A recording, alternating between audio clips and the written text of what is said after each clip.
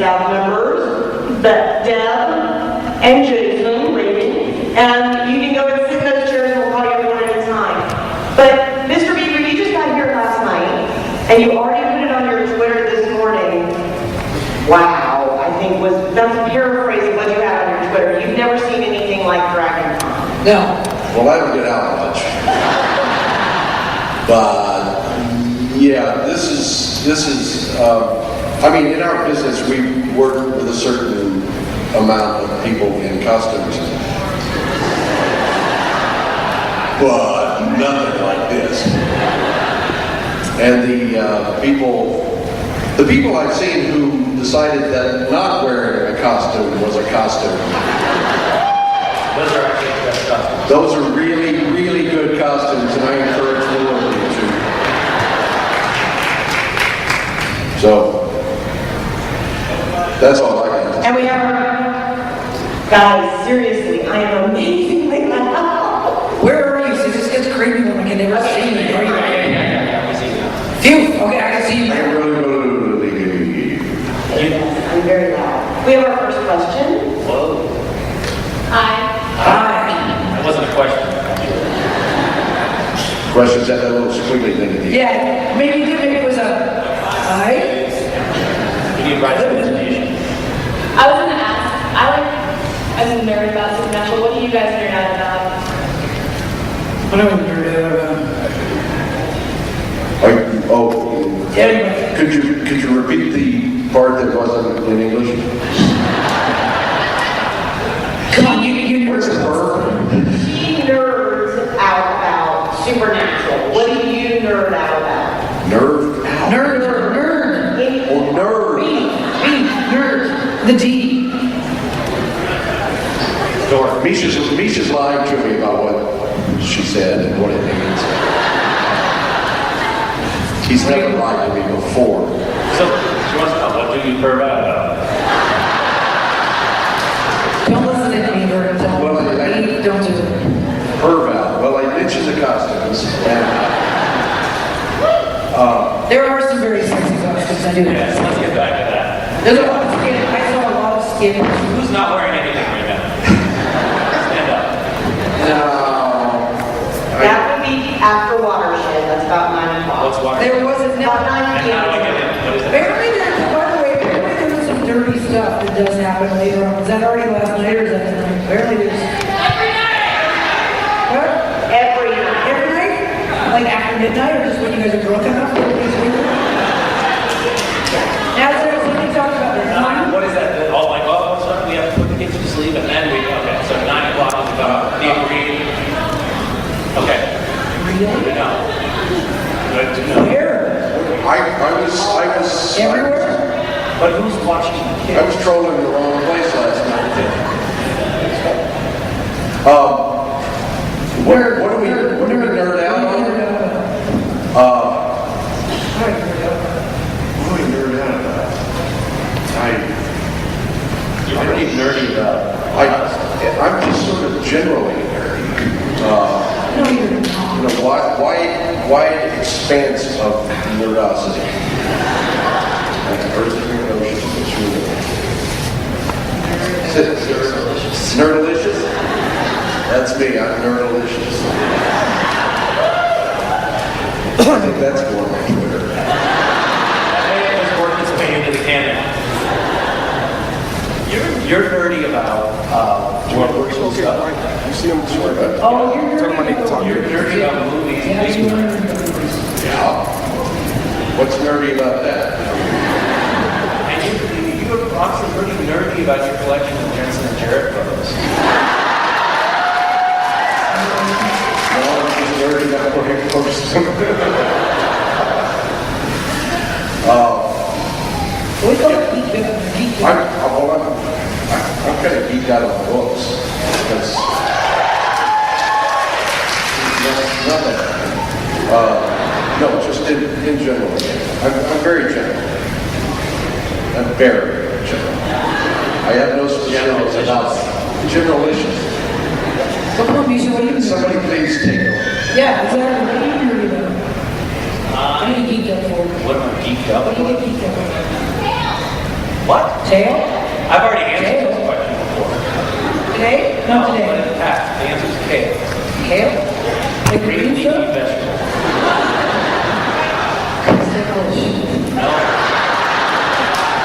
know what? I'm glad they didn't see us next to each other today, because I am so sick and tired of her bullshit. Ladies. The only time I've ever really geeked and felt really stupid about it was, I've said this story before, I ran into, of all people, I don't know if you guys really know who it was, a little redheaded actor named Seth Green. Oh, you know who he is. I showed up at an audition once, and who'd have thought, you know, just go, you don't think anybody's really going to affect you. Like, who would you lose it from? And you get asked a question like that.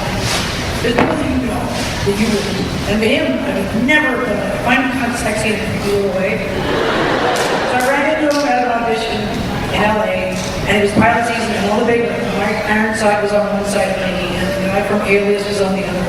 A couple of well-known chicks. And I run into him, and for some reason, I just went, there's Seth Green, and I started to talk, and I couldn't stop. Kind of like I now? couldn't get the foot out, and I dug myself further and further and further in, and I just kept, and I think I started to talk about my boobs. That's always a safe default, though. It is. That's a great go-to topic. When you feel like things are falling apart, you be like, By the way, Oh, I have these. they are a go-to conversation. By the way, Misha Collins had his hands down my top yesterday. you have to, I mean, honestly, I needed verification of what we were dealing with. Right down there, like right down there. And I think down Julie McNiven's top too. And And Julie, And me. Julie's the one that started it. She did? Yes, it's on the internet. That's the blame. Oh, that was right against you Twitter. There's a very kind of graphic picture of Julie grabbing my boobs in a restaurant. Yeah. Somebody was not impressed with that, by the way. Somebody was a little offended. Who, your mom? No. My mother would go right on because I got them from her, so she'd go. I have to footnote her. Anytime I've ever done nudity, my mother always says, "Darling, you have to." I'm sorry, I so much. She always says you have to footnote me because I get my big boobs from her. So when I said, "Mom, I'm going to do some nudity with this thing," she said, "Oh, right." It's very much. Right, you must footnote me on that one. I have to let your mom know when I do nudity. Yeah. Me, I don't know if not. I don't know. She doesn't know who I am, but I have to let her know. I think we digressed like 8 levels there. Yes, This is we did. totally my fault, and I apologize. Did we even ask? Well, that's- No one did ask about it. No, I answered it. I did the Seth Green. Anyway, by the way, I finally did welcome me. I just went. So yeah, and he was so weirded out. He was just like, and I just saw it. The look of it went from kind of like quirky, questionable to slightly terrified to repulsed. And Mike Ironside, I don't know if you guys know who he is. And you can hear this whole thing, and he's looking at his lines at first, and then he's kind of once in a while. By the end, he's there. Where are you going with this? And I had to walk away. I just had to go. Anyway, so good luck. And I walked out, and Mike Ironside just literally looking at me like, "You're an idiot." Which one of you got the part? We weren't even the same heartbeat. I didn't get that part, by the way. You know what that was? That was from Numbers. Do you guys know watch the TV show Numbers? That was for when we never pilot. And I didn't get that. And neither did they. And that it's was curly hair from the exposure guy, didn't he? They were all reading for that. All right, well, that brings me. That concludes the question and answer session. I'm sorry. I'm going to jump in now because you reminded me of 2 things: parts you didn't get and nerds. And when I was little, I had a Luke Skywalker action figure. When I was 4 years old, I distinctly remember holding my little Luke Skywalker action figure and telling myself that I would always remember this moment. And I still remember that moment. So. It's one of those few that are seared into my memory. And then when they were doing the reboot, the prequel, the pre-trilogy, as a person would, I was up for the role of the young Anakin Skywalker. And, oh yeah. couldn't talk about it then because it was top secret. And so they flew me up to San Francisco, and there was a limo driver that came and they picked me up at the airport to take me to Skywalker Ranch to meet George Lucas. And I wasn't allowed to even tell the limo driver that I was up in the park because it was that top secret. I had to say I was going in for an 80-hour looping session. And so... Because the limo drivers need to know that stuff. They needed to know that stuff. Yeah, I'm sure I was a really bad liar. He's like, oh yeah, there's obviously another hand. But got up there, and literally, they said they cast the young Anakin in the previous movie, and he had told someone about it, and so they fired him and cast someone else. So the kid that we saw wasn't the one that they first cast. So they really scared me. So I wasn't allowed to tell anyone but my agent about it. And got up to Skywalker Ranch, got to play in George Lucas's office with Luke Skywalker's lightsaber. I mean, the real thing. It was like, wow, this is awesome. And I did a lot of stuff. I was like, all right, how do I make myself look cool and interesting? So I had like 45 minutes right before I wanted to meet with him. So I went and wandered around the grounds on his property and purposely stepped in the stream. So I was like, oh, that'll make a good story. I'll have stepped in the stream. So I came in with like one wet leg. Go over like as well as I thought it would, and so I got out and I was just so excited. I wanted to tell somebody that I had just been to Skywalker. Had a little time before my flight back to LA, so I went into the city of San Francisco. I went to this pizza place, and I wanted to call my best friend from junior high school and tell him about it. I just couldn't do it because I knew that word could get out. I could be really screwed, and so I went into this pizza place, and I got a slice of pizza, and I was like, listen, man, pizza guy, I gotta get this out of my chest. Guess where I was supposed to be? I said, I don't know. I was just at Skywalker Ranch, auditioning for the role of the young Anakin Skywalker. And he was like, no shit, dude. That's amazing. My parents own the property right next to Skywalker Ranch. And my cousin is Natalie Portman. What's your name? And I was like, Misha Collins. Oh, there's your big mistake. It was one of the worst moments of my life. And I walked about a block away, and I came back in. I actually waited in line again at these places. I got up and down, and I was like, hey, don't tell anybody. Anyway, I didn't get the part. When I was a kid, the only Luke anybody had ever heard of was the Apostle. And he was still in business. So I don't have a story about getting to be a Skywalker, whatever that is. Here's our next question. Oh, thank God. Here's our last question. On with it. I was wondering if you guys took anything as an Omega off the set. Yeah, lots of stuff. You can't. Well, you can't. Like, you really got to Sure you screw can. the props guy. You screw I haven't. What have you guys They done? replaced that stuff. They can. You really Well, I told you I was like a geek for books, and I was like taking home cartons of books. And then I got home and picked them up, and I realized they're all hollow. They were probably. You got But they're a fast read, so. His office or his house on set. I mean, I've never seen more books in one room than I've seen. Like, you You literally. haven't seen my real house. When you're waiting, well, no, right? But when you're waiting between scenes, because as an actor, there's another way around. You just pull a book off. It's like just going back to the same place.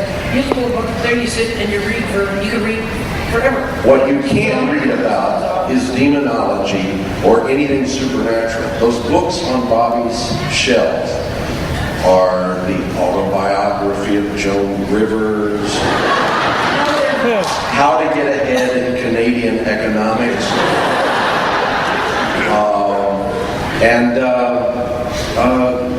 well, those are the really exciting ones. There's a lot of Korean and Swahili Bibles and He's embellishing a bit. There's some really cool books in that book. Because I sat there when we were shooting that scene. We were there for hours and hours and hours, and you're like, I mean, it does not go fast, right? You've got to kind of sit around and set up a thing, and they're very good. It's just there's a lot of waiting around. I read some very interesting stuff in that book. That might have been Canadian economics. No, it's not. Well, I've taken home most of the really interesting ones. But yeah, they're either hollow or they should be. I've taken charebacks that say my name and other people's names on them. I can't find mine. What? I've got it. The blue sweater that Misha Collins wore, I stole that.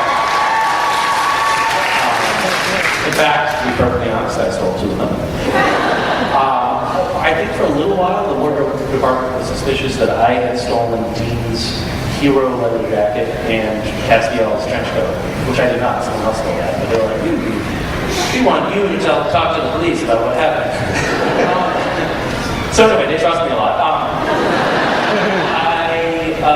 I stole one of the little clappers from, the little take one action thing.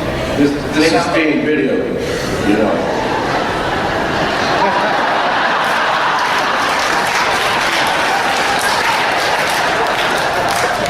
But, and obviously, euphemistically, when I say stole, I mean admire. This is the world's most intricate episode of Cops. You're on the right.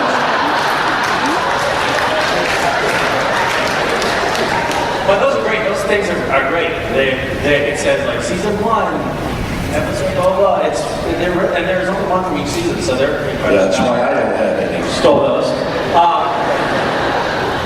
I've got location signs, like this way to, Supernatural. Stole those.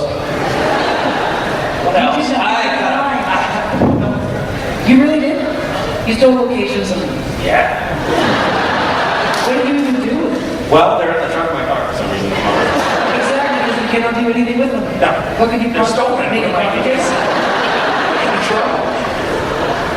I never stole anything. Jared and Jensen set the stage. They went in, at the end of season 1, they went into the wardrobe trailer and took everything that they liked and ran out. It was the last day of season 1. Do you know about this?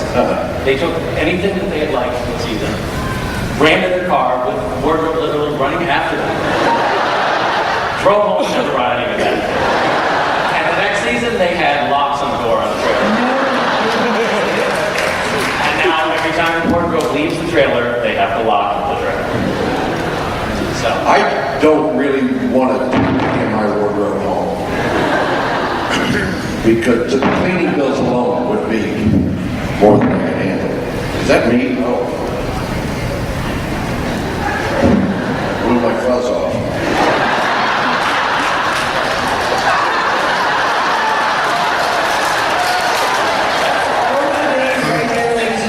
I blew my fuzz off.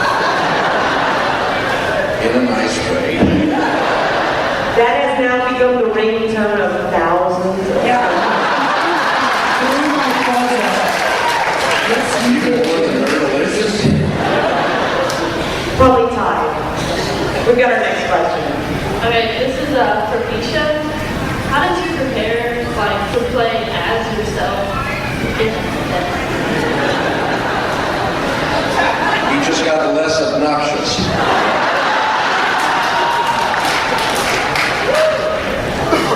Susan.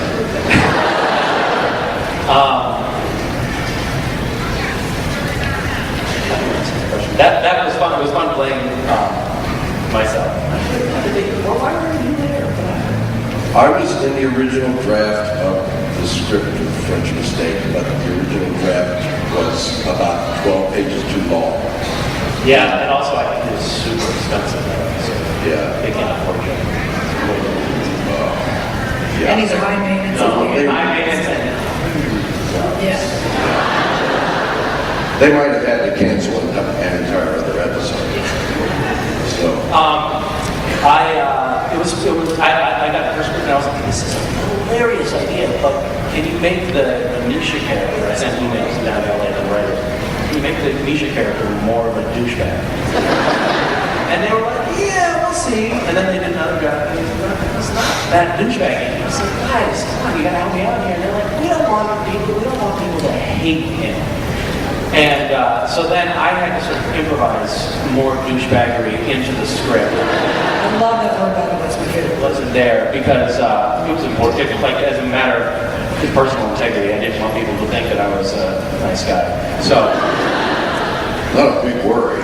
no, but you know, people don't know. I mean, some people might think I am, and I wanted to be careful.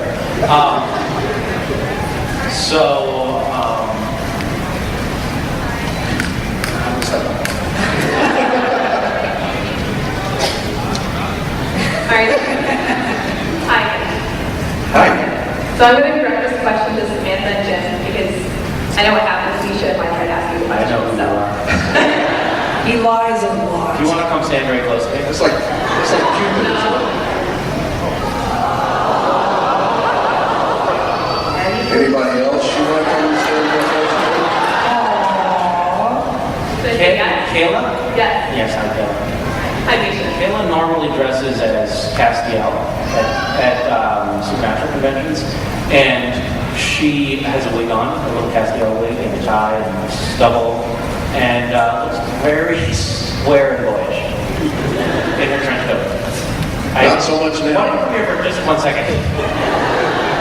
I was like, I know your face, but I don't know who the fuck you are. Good. Smart. Very smart. Look at this. That doesn't look anything like Castiel. Thank God.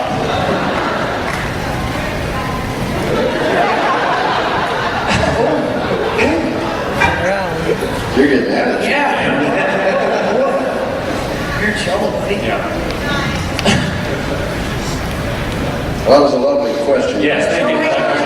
Thank you, sit down. We have to go back for it. Oh, we got that. Pardon me? I'm past the point. Yeah, There we go. Okay, so sorry, what was the question? All right. Have you ever played any pranks on set? And if not, what would you do? You know what? Jared's kind of got that covered. He really does. I mean, he's the kind of the guy, so you can't outdo him. And if you did, you get hurt because he'd outdo you. So you don't want to throw oil on the fire. Personally, the guy, he's done some painful things. The thing with the gas, with the dry ice thing, I missed that. he has never had that. He's never done it to you. What are you talking about? He's The thing that they clean the lens with, because the dry ice that comes Oh, yeah. out of the whatever the Yeah. thing is. Yeah. He comes up behind you. microphone. He comes up behind you and he does that little He comes up behind you and does that little. gun. Nobody's ever come up behind me and done that. He does the little gun on your ass. Because what he does is he turns it on and it takes a couple seconds to really kick in. And oh my God, it's really painful. You guys have not had that. Really? No, but He would never do that to us. I'm not the only one that does that. I swear to God. I did it to everybody. you know, the fact is, I mean, she's right. Jared's kind of got that covered. We all kind of fall into our own Yeah. particular slots. Like Jared's the prankster. Right. Yeah, and I'm sort of the ultra professional role model. And I'm not big on pranks yet. I'm saving up for the last season, and by then maybe I'll think of something. I have plans. I have plans for you. Very specific plans, which I'm not going to tell you about. But I hate him, and I want him dead. He's the guy who filled your car with money. I still have change in my car. And it sloshes around in places I simply can't get at. What's what happened? There was a terrible, God intervened and helped Jared in a Scrabble game. He beat me, really beat me. In World War II, we're friends. And I lost his food bet. It's like, what was it? I don't know, $2,000? Like, I've never even bet $50 on anything, and I don't want to talk about it, but I ended up paying him back by dumping $2,000 worth of Canadian pennies and nickels into his trailer. which I have to say is fairly inconvenient to do. But he felt bad because it was a lot of money for me. He knew I wasn't happy, so he, in a generous gesture, donated to Random Acts, my charity, $600 or $700 in Canadian pennies and nickels in my car. With a really sweet note. So there's still change in there, and yeah. But that's why I don't do charities. I don't park my car by trailers because I'm sick and tired of having flat tires. Yeah, he's that guy. And you know what, you gotta understand that when there's a lot of women on the set, that stuff gets toned down because it's mostly boys, and boys really take the piss out of each other. There's a lot of shit that they do on set. There's a lot of stuff they do on set, and you can't get offended because that's just the way it goes. If you did, you look like an idiot. So you have to take whatever gets thrown your way. He farts a lot. He waits until you're That's stuck. not so much a prank as it is a crime against humanity. He'll wait until you're stuck in a position where you can't get out of. He does that a lot. Wait until everybody's in the Impala. Yes, he does, and that's what he's done. And I know that's an art. Like, how do you save it up and hang on to it? And it's just like death. This isn't like a. Sorry, you eating? You know, it's not like a burger fart. But it's not so bad this season because I don't know what he's doing with his exercise and nutritional routine, but he apparently is no longer eating a pony for breakfast. Like, it's gross. Like, it's just, you want to get it. Like, the first year, there was a, I don't know if you guys ever saw the blooper reels. Can you guys have access to the blooper reels? Do they go online? Okay, if you go back to the first year, there's a scene when they're in the car and Jensen he's gagging. He's literally, and the poor guy, he goes through the works, right? So the minute they get in an enclosed space and the windows go up, he's just... Go and find it. It's very, very, you haven't seen it yet, it's very cute, right? So Jared's the guy. He's the guy. I can't believe that to him. Making person. I have a request from Misha.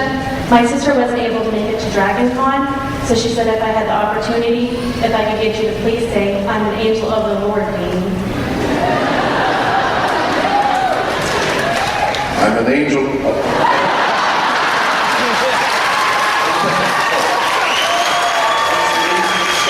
Never mind. I hope that satisfies her. Thanks, Nisha. We can wait if you'd like to do it. Oh no, I'm actually, I'm not a dancing monkey, so. Wait a minute, did that disappoint you? Not too bad. Now do you think I'm a dick? Thank you. I'm an angel of the Lord.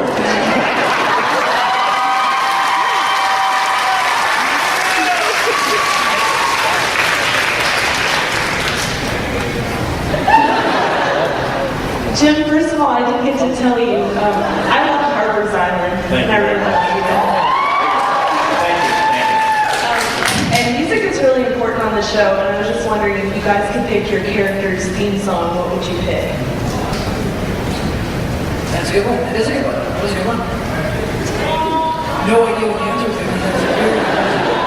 Three Little Maids in School Are We? Graffy's Baby Beluga for me. I like Cheap Trick. I'd have to pick something Cheap Trick. I think Ellen did Cheap Trick. There's something down. Well, she's a hard rockin' chick. I mean, I really hate Journey, but I think Ellen would like Journey. Sad as that is.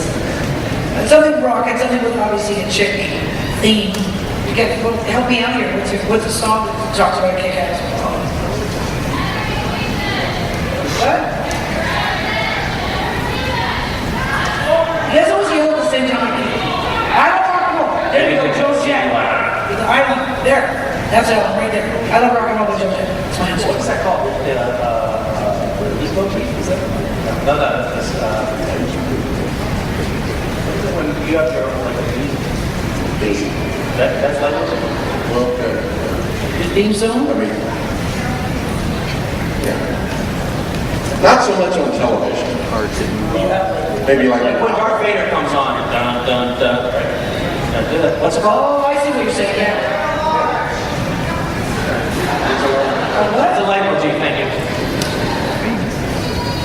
That's mine, come on, boys, spit it out. We did. You did? Yeah, we finished. We had graphics baby Beluga. And I had 3 little girls in school on me Never. from Mikado. I know you guys know that.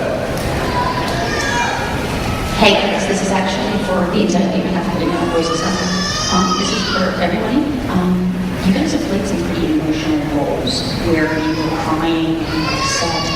So I wanted to know, when that's over with, how long do you still feel that mood, and what do you do to get back out of it? I mean, are you just walk around all day crying? We're still stuck right now. I feel very much like That's the purple.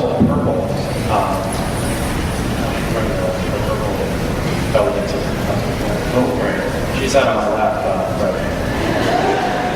And live to regret it. no, evidently she came back for more. She's way over there.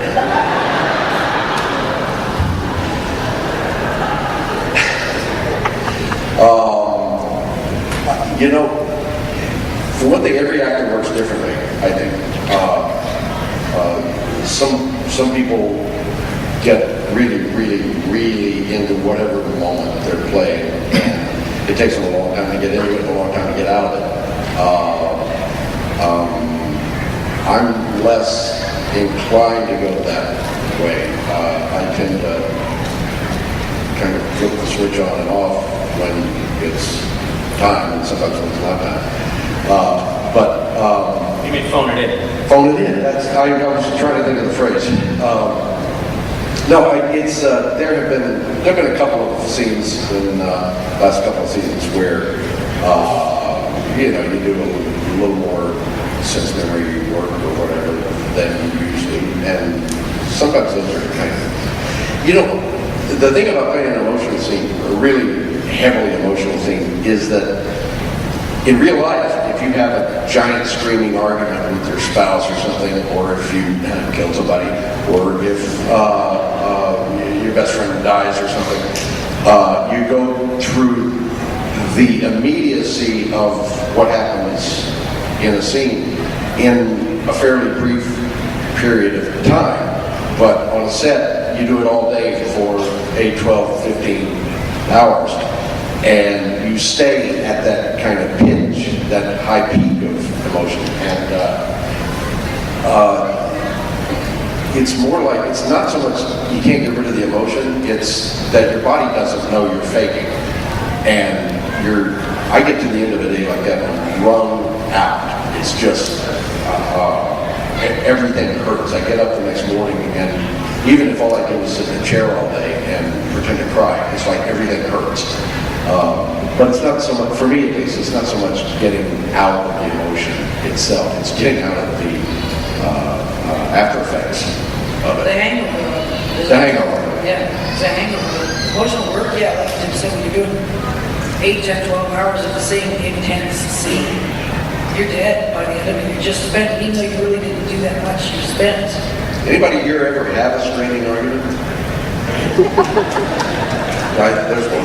Yeah, 2. Okay. Yeah. Well, I don't suggest you try it for 9 straight hours, but that could maybe give you an idea. Of course, the other thing is we have a lunch break in the middle, so. I had one weird sort of lingering experience acting where I did a really shitty movie called Carla, where I played Paul Bernardo, a serial killer, and I was dreaming his dreams for some reason while we were shooting. Like I really got into his head. That was very big. And I actually had one like, I hope I don't get stuck in this. Because it's frowned on, a lot of the stuff that he did. Well, it was until Dexter. Now it's kind of okay. That's it. On Supernatural though, it's not so much for me the emotional stuff as we've done a scene with a lot of teleporting or time travel. I am spent afterwards. And you have to do it all with that fake voice. Too. Yeah. The one that you dub. Yeah. I'm the angel of the Lord. Yeah.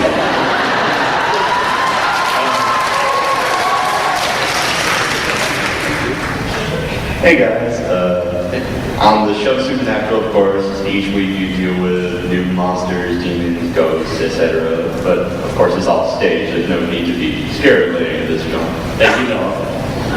You're welcome. But anyways, I was wondering if there was any time that something happened on the set that actually spooked you. You know, it's really tough to get spooked when you're surrounded by like 40 crew members. You guys don't see them. You see 2 people on a scene. But what we see, look at the other way, is a lot of lights and 40 people. So it's not like you know. If they were to turn the lights up here, Yeah. this would be pretty much like the Supernatural scene. Yeah, you wouldn't be scared because you would have a lot of people around. There are people. Or at least it would be like the Teamsters. There's like people, 30 of them, 5 feet from you, and you guys don't see it, but we do. They're all right there. Like, what is that? Is that a baby or? Or a baby ringtone. It's a baby. It is a baby. Now it's a death baby. That's not good.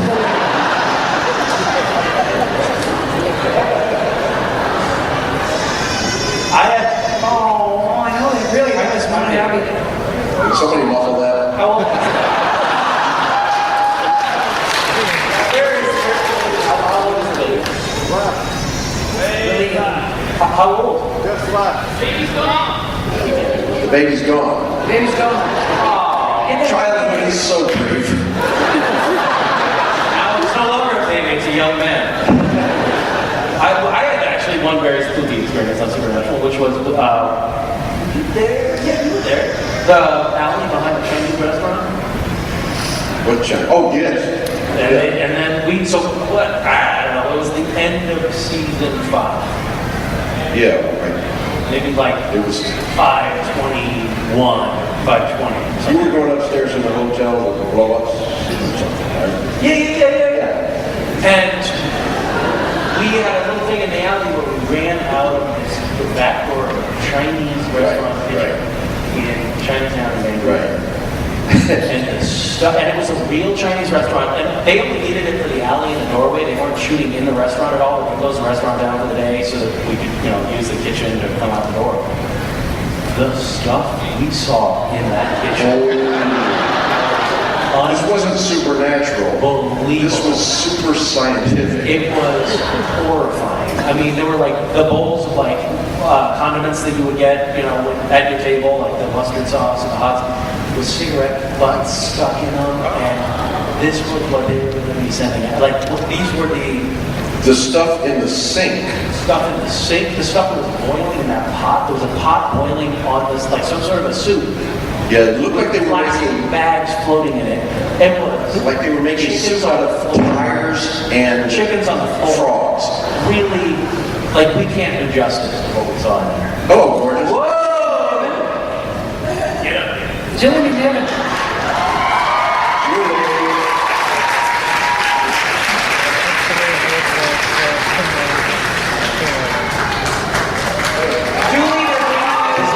Julie McNiven, folks.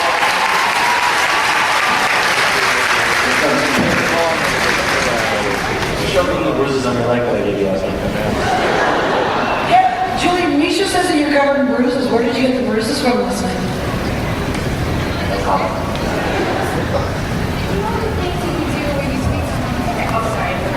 Where my dad used to keep me in the car, like he's like,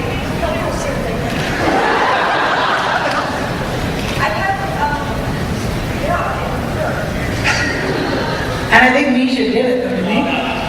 Yeah, I heard you did. I heard you inflicted all the pain on her. Yeah. I think it was It doesn't work. Yeah. Yesterday, it didn't work. So it's a sore spot. Sorry, excited to gate crash. Yes.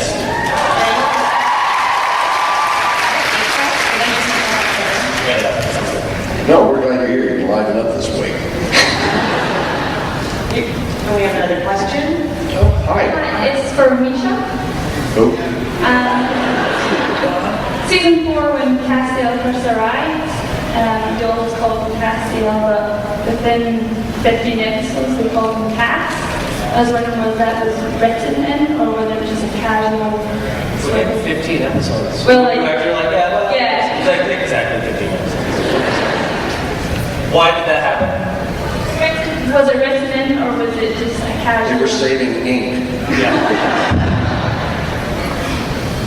I don't know. I think that it was, to be perfectly honest with you, I think that there's been some ongoing confusion as to how to pronounce Castiel's name.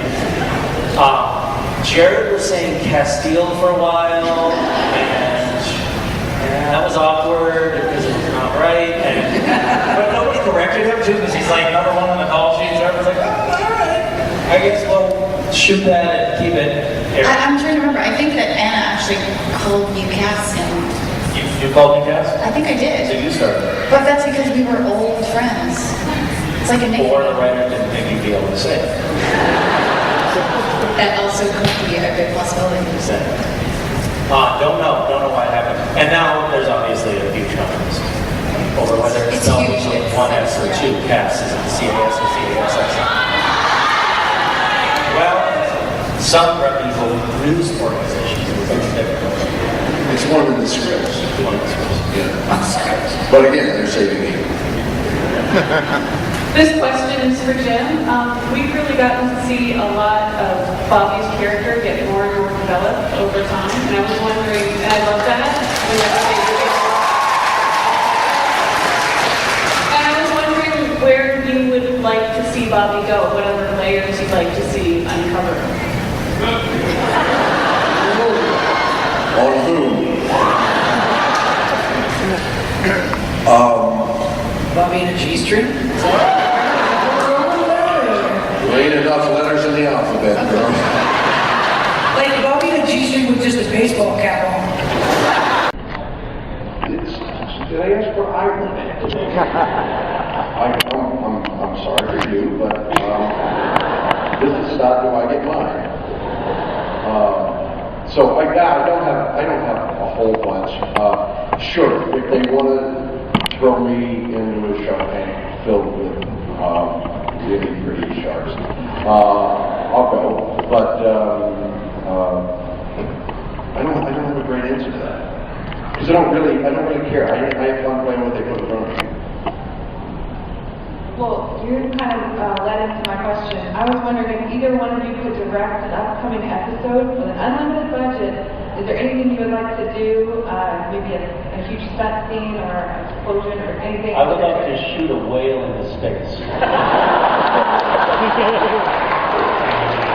Obviously, there are budget constraints, but if we have resources, we could do that for sure. But you're God. You can do anything.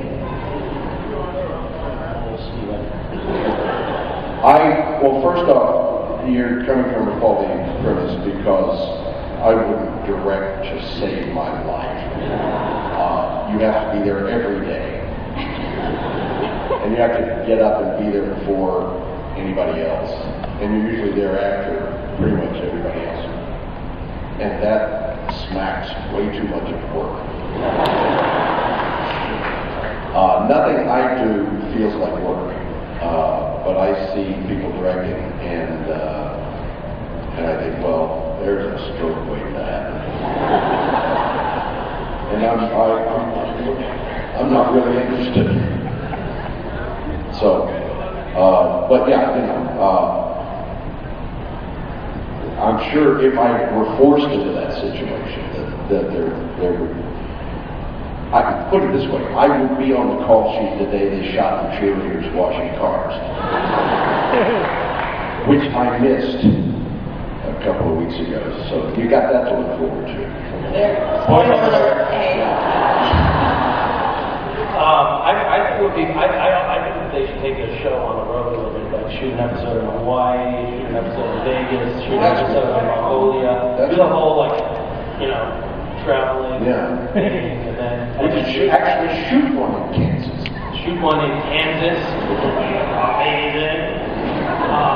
It would be great if we did like a whole episode that was all puppetry or ventriloquy. It would be amazing. You already have it done.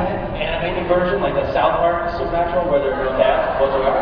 That would be great. The musical would be great. The drag show would be fantastic. What else? Mime? We do a mindful hour of mime television. Never been done before. Very avant-garde, very cutting edge.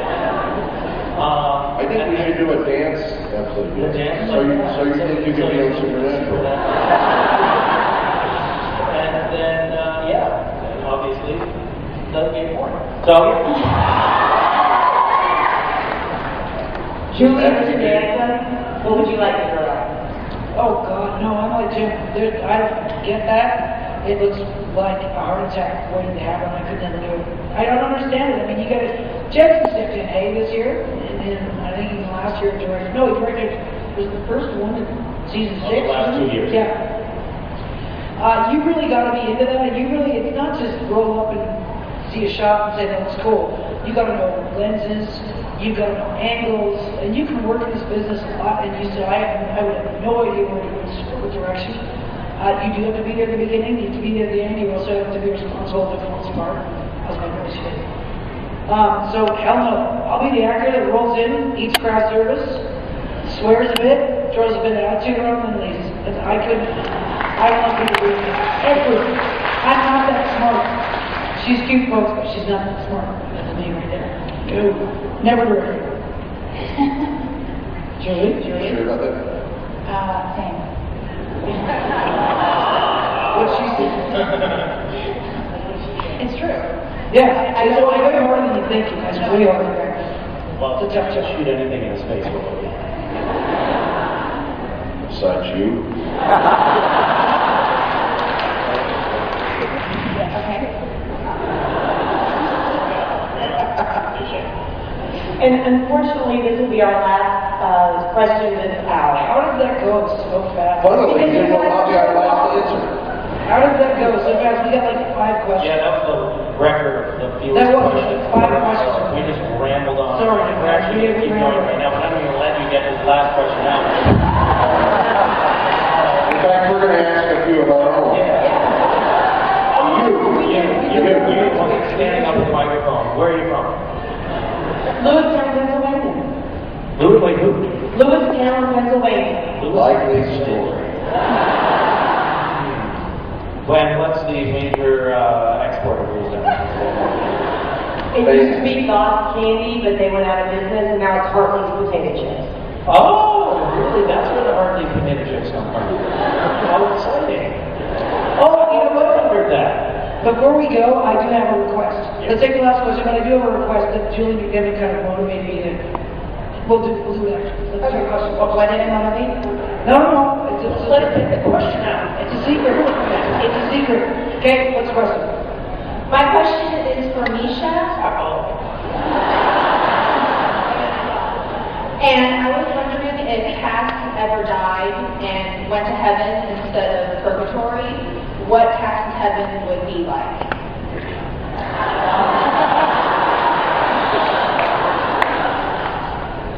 Don't even say it. Cass's, hold on. I'm not going to go where you think I'm going to go. Oh, okay. Cass's heaven is a 13-year-old boy's room. Hold on. Justin Bieber posters all over the walls. And Julie McDevitt lying prone on bed.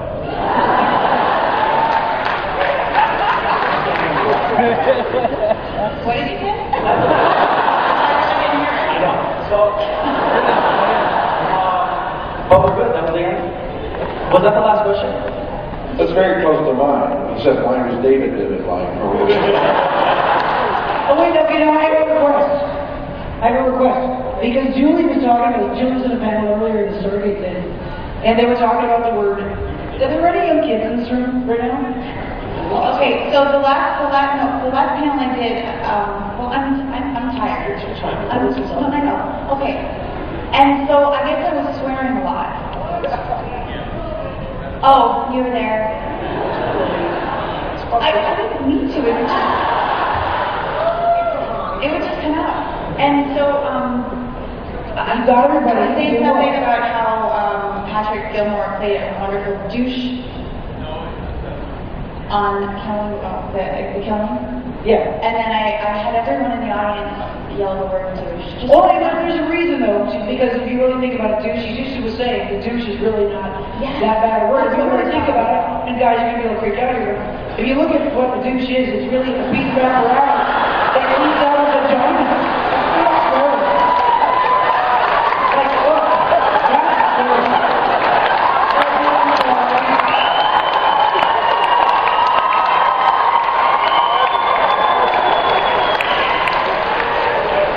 That's all worth it.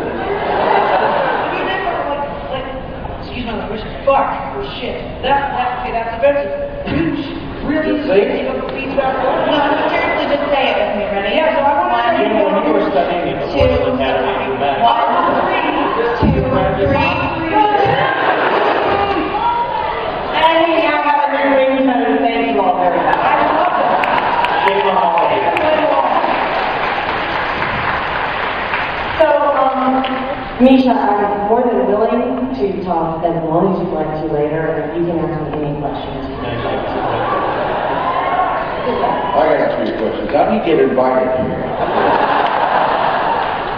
We love everyone, and we love all 4 of these people, so let's give them a big round of applause. One second, whoa. There was a lady who was vibrating and happy, and I gave her my extract card before this panel. I need her to come up here, because all 4 of these people just very nicely signed a supernatural set for you, sweetheart. Come here. So come on up, hold on with the vibrator. Here's the vibrator. She was vibrating me. Maybe she's going another dimension. We're doing more photos right now, I think. And then Yeah, bring us up some more photos. Oh, wait, what? What? Come see us, say hi, and we'll shake your hand. We have another panel here tomorrow. You have another panel tomorrow? And then we're doing a lot of stuff behind it. Well, we'll direct on the way and talk to you face to face. And there is Salon E at the Hilton. Please go see them. That's directly across from the welcome tent. There's their own personal room. We have to get a separate room because we don't wear clothes. Yeah, it's hard to find. It's easy to find. We're the room that doesn't have a sign telling who's in it. Yeah.